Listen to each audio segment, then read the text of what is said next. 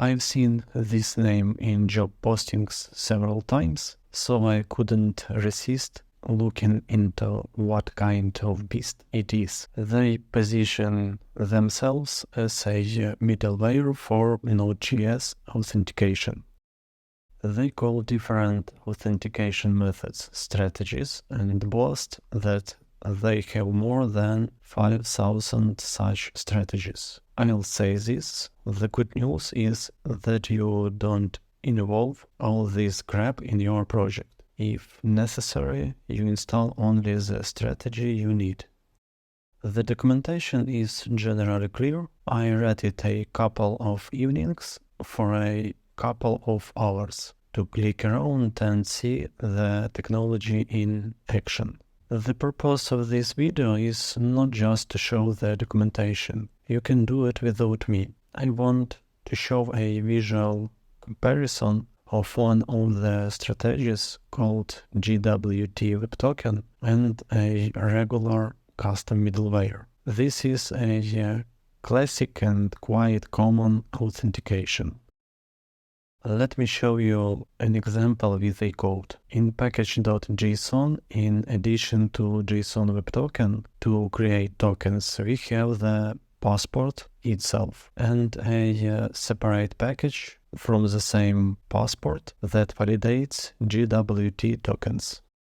Let's take a look at index.ts. I didn't overcomplicate the structure here, just to understand how it works.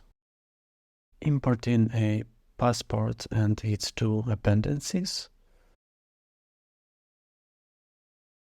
Initialize the express. Next, you need to create options. Extract token from the header as a barrier token and the secret key. Then a similar middleware is prescribed. Our endpoints, of course. Yes, I wrote the hardcode data for the test. In other words, it is a query to the database, and if it is successful, we create a token and send it to the front. The next endpoint will work only after receiving a valid token. According to the classics, we write down the middleware, but not the one we wrote ourselves, but from the passport. A small demonstration in action.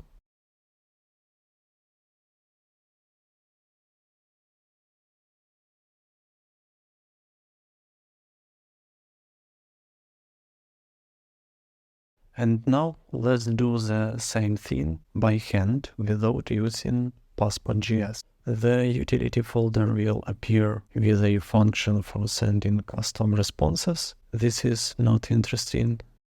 Create a middleware to validate the GWT token. Check if there is an authorization header. If not, goodbye. Check if there is a token after the barrier. If not, goodbye. We immediately verify the token and attach the user's data to the request and pass it on to our program. We can also check the database to see if there is such a user, so that we don't have to perform additional checks in the program. It depends on the architecture and the idea. We import this middleware into our index.ts. I have commented the section with the passport. Below is the implementation with our middleware.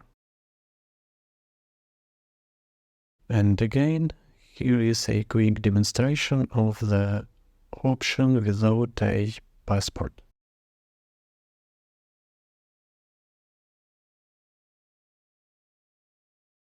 My personal opinion is that I would not involve this package in a project. Why so? You need to install the passport, install the necessary strategy, and a separate lib that creates tokens. Honestly, I thought that passport could create tokens. And if that's the case, I can write 10 lines of code and not involve 100,000 additional libs. If at some point I need to connect an additional authentication method, it will just be a separate route and a separate lib. It will all work in isolation. Thus, using Passport, I need to install additional packages, and without it, it's the same. So far, I don't see any benefit from the Passport.